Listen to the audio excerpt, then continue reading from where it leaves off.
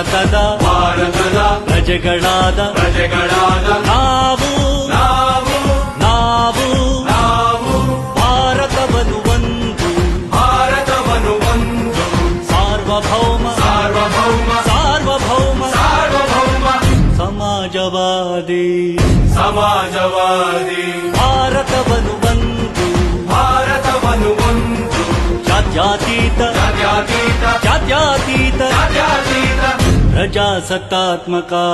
ಪ್ರಜಾಸತ್ತಾತ್ಮಕ ಗಣರಾಜ್ಯವನ್ನಾಗಿ